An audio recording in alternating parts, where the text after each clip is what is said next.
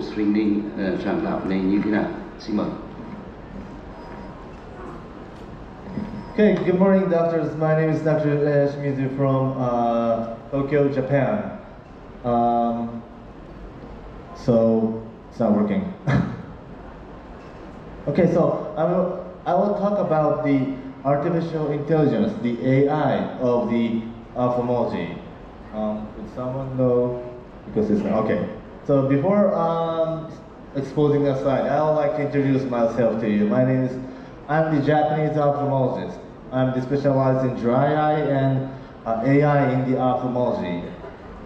So today I will give you one of our work about regarding use the AI and the ophthalmology. Now, the AI of the anterior segment is not well studied, and we are extremely focused on the anterior segment of the eye using the AI technique to make a diagnosis, measure the lens, or etc. So we can say that the AI is pretty useful in terms of the ordinary disease. Okay, this is the slide, okay? So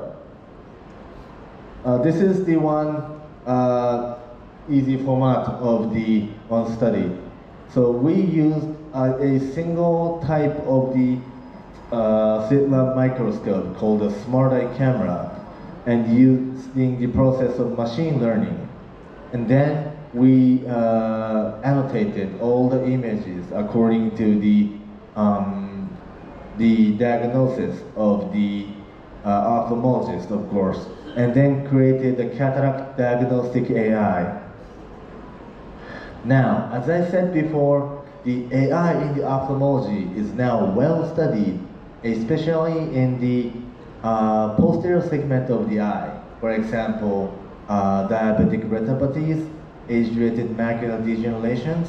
One of the most best study was happened in the New England Journal of Medicine, which is detecting macular edema. Now, as you can see, this is all of the fundus imaging using the fundus photo or the posterior segment OCTs. Now, moving on to the diagnostic AI in the anterior segment diseases using the slit lamp photos. There is only a few studies going on before we started our study.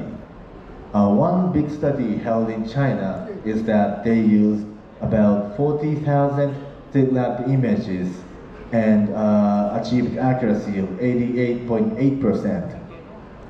Some other studies use the anterior segment images to much more lower small numbers, and using manual segmentation to make the accuracy of achieve 90%. Now, why is this kind of diagnostic AI in this field is not well studied yet? There's three hypotheses.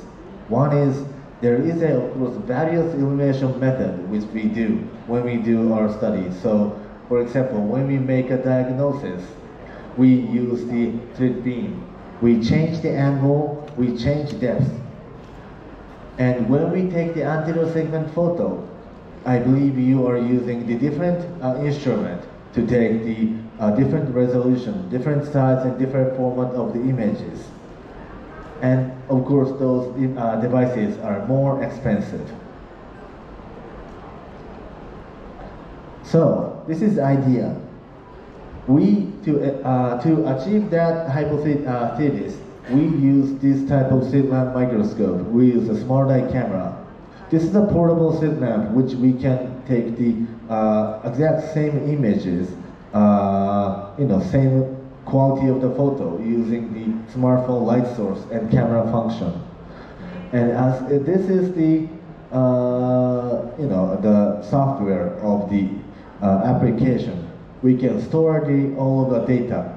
And one different thing in our modern technique is that we take a video, not just one single image, so that we can increase one video into the many images by the videos. Now, and also we have with this device, have many evidences which we can use this device at same quality as the conventional slit lamp microscope, Japan, everywhere in the world. Now, our method is a retrospective analysis using the single institute dataset. We gathered about 2,000 eyes, about 200,000 images for the pre-process. Because this is video, we have undiagnosable images which the slit beam is not focusing onto the crystalline lens. Therefore, 38,000 images are left for the good diagnosable images by the manual extraction, and we divided those into trained dataset, validation dataset, and test dataset.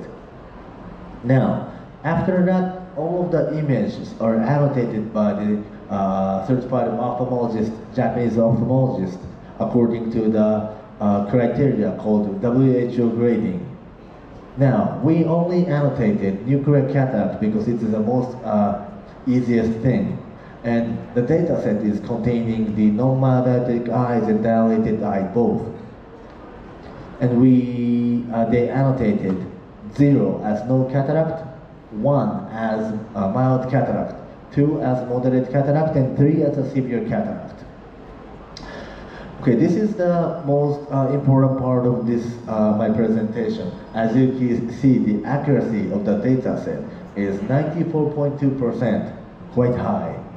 And the sensitivity of the cataract diagnosis is 96.2. Specificity is 93.1.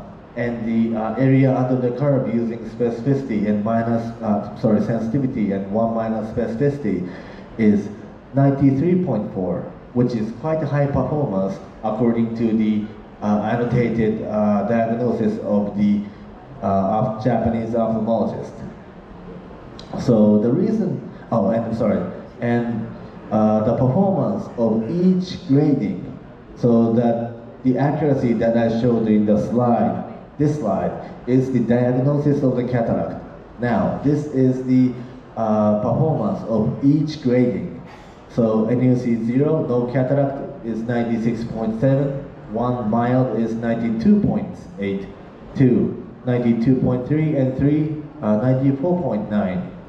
Now, so as you can see for this slide that 0 and 3, no cataract and severe cataract is most high performance, because as you can see for ourselves that 0 and 3 is easy to evaluate. However, 1 and 2 is a little bit complicated, so that the performance is a little bit low. Now, this is the second important part of this slide, my presentation, visualization. So we could, all of the AI performance is black box because, you know, the AI shows just a number. We use these kinds of visualization technique called the GradCam, a heat map technique to visualize where the AI is observing and overlay those images. Now you can see on the input frame and the overlaid images of the heat map that you can see the AI is observing where we want to see the nuclear part of the cataract. Now, we can see a little bit thinking about the reason of why this model achieved the high performance of the cataract diagnosis. There's maybe 3 reasons. This video recording could increase the number of the cataract frames. I think this is the most part because we need a numbers of data to make an AI. Now, there's one paper by the China in 2021 published in Nature Communication. Maybe the impact factor of over 15, the highest, the journal. They use about 6,000 data sets, but they increase those data sets manually by flipping the data, cropping the data. So this kind of enhancement is possible and achievable in this kind of study. And the second is that only the ophthalmologist recorded the data. As we are the ophthalmologist, we know where we want to see. So I believe the data quality was high. And the similar thing that the manual pre-process gained the quality of the data set. Of course, there's a limitation. So limited sample cohort, only the Japanese single institute data, only the nuclear cataract, and we excluded all the IOL, so we could not validate the IOL. And of course, that's a lack of diversity because we do not have many data of the corneal opacity. In Japan, there's not many corneal opacity patients, and no other severe ocular diseases as the severe dry eye disease, severe pterygium, and etc. So to move further on, we need much more data and much more partners to validate. So we want to start from this, that we are trying to find a partner to validate our data set into the Vietnamese patient. Because I can guarantee that this kind of technique could be huge in the rural screening. For example, rural screening in rural places during the cataract camp to find the eligible patient, or screening in the newborn babies, and etc.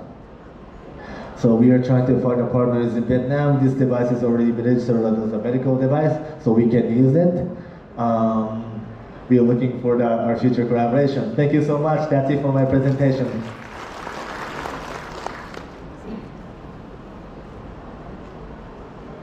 Vâng, xin cảm ơn báo cáo viên